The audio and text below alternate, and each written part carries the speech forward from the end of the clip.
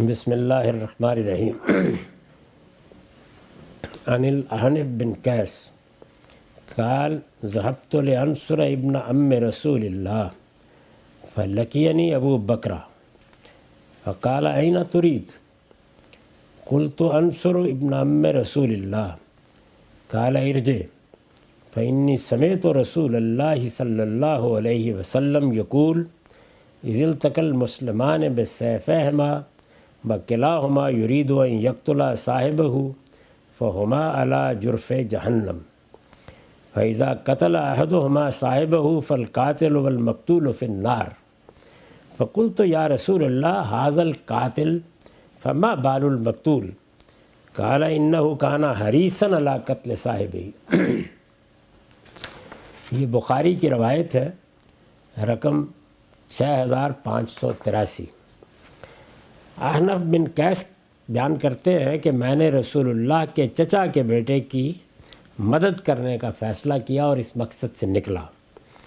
چچا کے بیٹے یعنی سیدنا علی رضی اللہ عنہ مراد ہے۔ اس سے یہ متعین ہوا کہ یہ اس زمانے کا واقعہ ہے کہ جب سیدنا علی کی حکومت قائم ہوئی اور ان کی حکومت کو بہت سے لوگوں نے تسلیم کیا، بعض لوگوں نے تسلیم نہیں کیا۔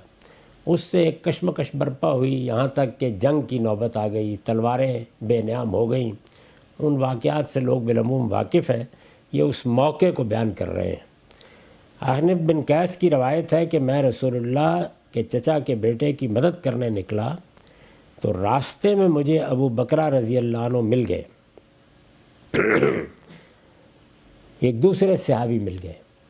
انہوں نے ارادہ کیا کہ جہاں لشکر ہیں وہاں میں جب آ کے اپنی خدمات پیش کر دوں، اور اس میں خاص طور پر یہ الفاظ استعمال کیے ہیں کہ اس کا باعث بھی یہ بنا کہ ایک طرف اللہ کے رسول کے ساتھ یہ تعلق رکھنے والی ایک شخصیت ہے، اس کی حکومت ہے، اس کی حکومت کو چیلنج کر دیا گیا ہے، بہت سے لوگ اسے ماننے کے لیے تیار نہیں ہیں، تو مجھے ان کا ساتھ دینا چاہیے۔ راستے میں ابو بکرہ مل گئے۔ انہوں نے پوچھا کہاں کا ارادہ ہے؟ میں نے کہا رسول اللہ کے ذات کی مدد کرنے جا رہا ہوں، یعنی چچا کے بیٹے کی مدد کرنے جا رہا ہوں۔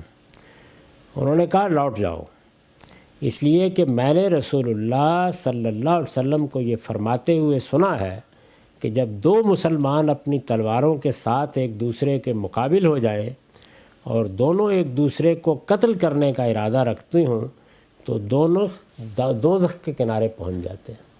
یہ حدیث انہوں نے سنائی کہ میں نے رسول اللہ صلی اللہ علیہ وسلم سے یہ سنا ہے کہ یہ بڑا سنگین معاملہ ہے، یعنی اگر دو مسلمان لڑنے کے لیے تلوار نکال لیتے ہیں تو فرمایا کہ اس کا شدید اندیشہ ہے کہ دونوں اپنے آپ کو عذاب کے لیے پیش کر رہے ہیں۔ پھر جب ان میں سے ایک دوسرے کو قتل کر دیتا ہے تو قاتل اور مقتول دونوں دوزخ کی آگ میں جا پڑتے ہیں۔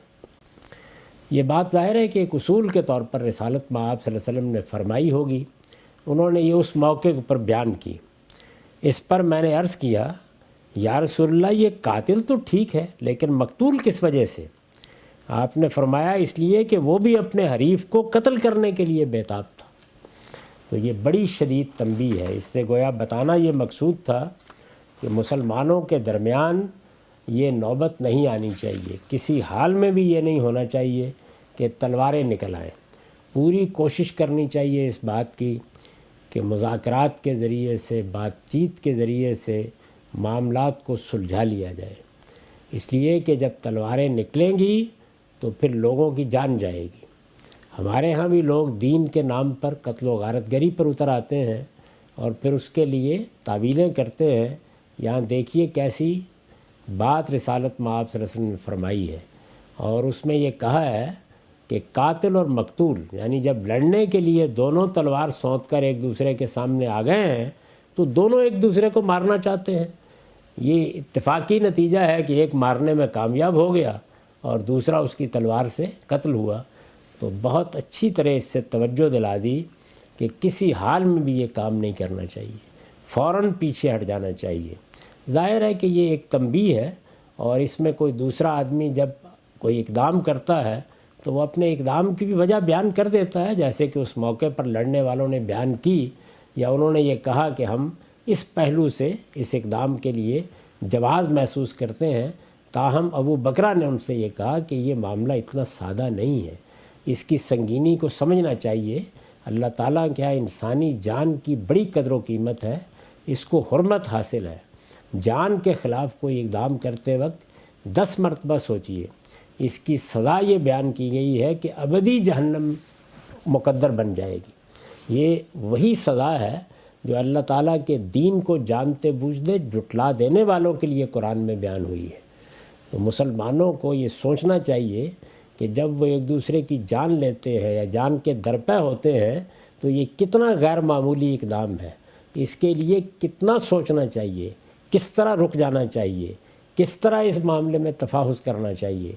اگر کسی مسلمان کی جان لینے کا فیصلہ کر لیا گیا ہے تو سب سے پہلے اپنے رب کی طرف رجوع کر کے یہ سوال کرنا چاہیے کہ یہ میں کیا کرنے جا رہا ہوں۔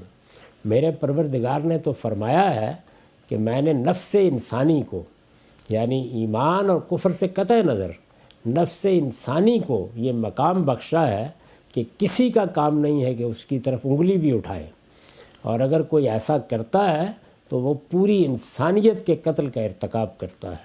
کجا یہ کہ وہ اس سے آگے بڑھ کر کسی بندہ مومن کے خلاف اس طرح کا اقدام کرے، تو یہ انہوں نے توجہ دلائی اس کے پہلو سے۔ ظاہر ہے اس کے باوجود کچھ اقدامات کرنا ہوتے ہیں، حکومتیں بھی کرتی ہیں، جنگ و جدال کی نوبت بھی آتی ہے۔ میں اس وقت اس پر نہیں تبصرہ کرنا چاہتا کہ اس وقت کیا ہوا، لوگوں کے پاس کیا عذر تھا، انہوں نے کیسے یہ گوارا کر لیا کہ وہ آپس میں لڑیں۔ اس سارے فتنے کو الفتنۃ الکبریٰ کہا جاتا ہے۔ رسول اللہ صلی اللہ علیہ وسلم نے بھی یہ بتایا تھا کہ اس وقت کیا صورتحال ہو جائے گی جب میرے صحابہ، مجھ پر ایمان لانے والے ایک دوسرے کے خلاف تلوار نکال کے باہر کھڑے ہو جائیں گے۔ لیکن یہ تنبیہ انہوں نے ایک شخص کو کی اور یہ کہا کہ مت جاؤ، یہ آسان معاملہ نہیں ہے۔ اگر لوگ اس موقع کے اوپر اللہ کے رسول کی اس تنبیہ کو سامنے رکھ کے رک جائیں تو وہ پھر تلواروں سے فیصلہ نہیں کریں گے، وہ کوشش کریں گے کہ مل بیٹھیں، ایک دوسرے کی بات سنیں، مذاکرات کا طریقہ اختیار کریں، کوئی پرامن انتقال اقتدار کا راستہ تلاش کرنے کی صحیح کرے۔ لیکن اگر تلواریں نکلیں گی تو اللہ کے پیغمبر کی یہ تنبیہ یاد رکھو کہ جو دو لوگ ایک دوسرے کو مارنے کے لیے کھڑے ہوں گے وہ یہ خیال نہ کریں کہ صرف مارنے والا ہی قیامت کے دن قاتل قرار پائے گا، نہیں، مقتول کو بھی یہی منصب حاصل ہو جائے گا، وہ بھی اسی جگہ پر پہنچے گا، اس کو بھی اللہ تعالیٰ اسی طرح کٹارے میں کھڑا کر دیں گے۔ اور اس کی وجہ بتائی رسول اللہ صلی اللہ علیہ وسلم نے کہ وہ بھی یہی ارادہ رکھتا تھا کہ موقع ملا تو میں اس کو مار دوں گا۔ تو جب صورتحال یہ ہو تو پھر ظاہر ہے کہ دونوں کو متنبع ہو جانا چاہیے۔ جب کوئی شخص مارنے کے لیے کھڑا ہو جائے تو صحیح تعلیم وہ ہے جس کو ہمیں حابیل اور قابیل کے قصے میں قرآن نے بتایا ہے، اور وہ یہ کہ جب بھائی نے تلوار اٹھا لی تو دوسرے بھائی نے یہ کہا کہ میں کوئی اقدام کرنے والا نہیں، ما انا بباسط یدی، میں بہرحال یہ نہیں چاہتا کہ میری طرف سے اس طرح کا کوئی معاملہ ہو، میں یہ چاہتا ہوں کہ تم نے فیصلہ کر لیا ہے تو جو گناہ اگر میں تلوار اٹھاتا تو مجھ سے ہونا تھا وہ بھی تمہارے ذمہ ہی رہے، اور تمہارے تلوار اٹھانے کا گناہ بھی تمہارے ذمہ ہی رہے۔ میں یہ پسند کروں گا کہ مظلومانہ قتل ہو جاؤں، لیکن میں تمہارے خلاف تلوار نہیں اٹھاؤں گا۔ تو یہ تعلیم ہے، یعنی انسانی جان کو یہ حرمت حاصل ہے، اور ایک بندہ مومن کی جان کا یہ معاملہ ہے، تو یہ تنبیہ کرنا مقصود ہے۔ باقی رہ گئے وہ واقعات جو ہوئے تو اس کا موقع اور محل الگ ہے، اس پر کسی اور وقت میں گفتگو کریں گے۔ وآخر دعوانا ان الحمد للہ رب العالمین۔